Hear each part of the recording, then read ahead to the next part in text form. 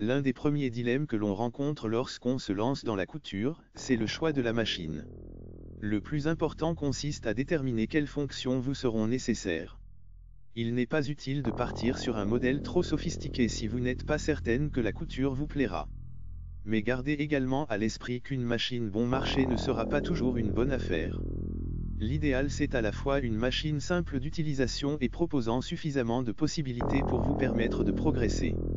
Pour bien choisir sa machine à coudre, il est important de prendre en compte ses désirs créatifs et le temps que l'on souhaite y consacrer, occasionnel ou régulier, reprise, habillement, décoration, patchwork, broderie ou encore le type de tissu que l'on souhaite travailler.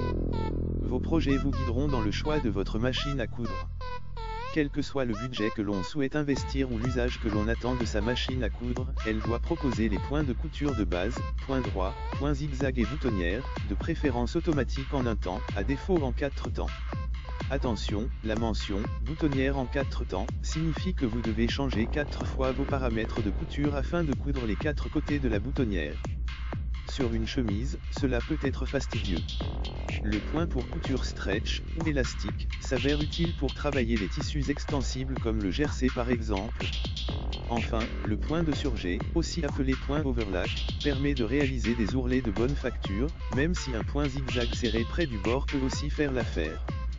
La machine à coudre doit proposer un minimum de pieds presseurs, ou pieds de biche, 4 dans l'idéal, un classique, un pour les fermetures éclairs, un pour les boutonnières et éventuellement un pose-bouton, pour cadrer les boutons.